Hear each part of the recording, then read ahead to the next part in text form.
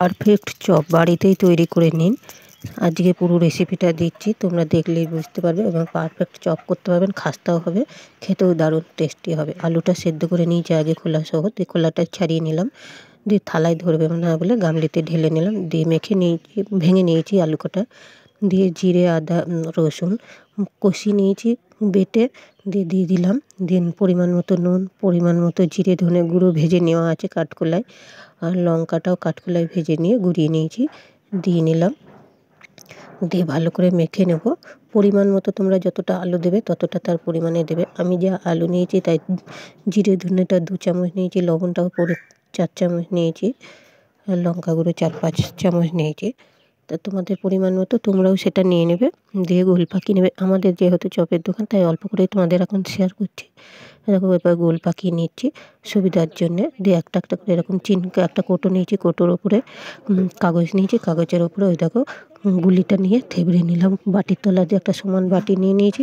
এইভাবে করে নিলে পরে সুন্দর হবে, গোলটা খুব ভালো হবে, আর চপটাও একেবারে সমান গোল হবে, এক সাইজ হবে। দিয়ে বেসন নিয়েছি, বেসনটা গুলবো।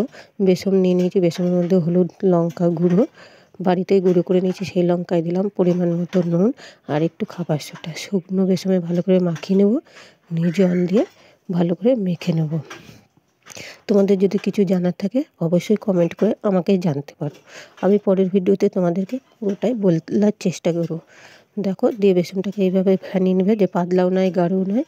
এতে কোনো চাল গুঁড়ো টুড়ো দিইনি, হয়তো ভাববে চাল গুঁড়ো দিয়েছি, কিন্তু এই চপ ছাড়ার আগে গরম তেল একটু দিয়ে নেবে বেসনে, দিয়ে তাহলে তো খাস্তা হয় বেশি। তো একটা একটা করে চপ গুলি নেব, আর দেখো ছেড়ে দেবো। চপ আমি ছেড়ে দিয়েছি। আমি একা হাতে করছি দেখাচ্ছি বলে ভালো করে দেখাতে পারছি না, হাতে ফোনটা নিয়ে করছি। তো দেখো 8খানা চপ ছেড়ে দিয়েছি। আমি দোকানেই ভাজছি, দোকানেই তোমাদের সঙ্গে দেখাচ্ছি, আর লোক আছে একটু লজ্জা লাগছে বলে ওরকম করে করছি। তাই এইভাবে চপ করবে, খাস্তা হবে, খেতেও খুব সুস্বাদু হবে। আর একটু মেথি পাতা থাকলে মেথি পাতা দিয়ে দেবে, কেশরি মেথিটা, তাহলে চপে আরও সেন্টটা হয় ভালো। দেখো ভাজা হয়েছে কী দারুণ, দেখেছো টোপ টোপ হয়ে ফুলেছে। তা আবারও একবার ছেড়ে নেব, তোমাদেরকে দেখাবো চপটা কেমন হয়েছে, ওতে অবশ্যই তোমরা কমেন্টে বলবে।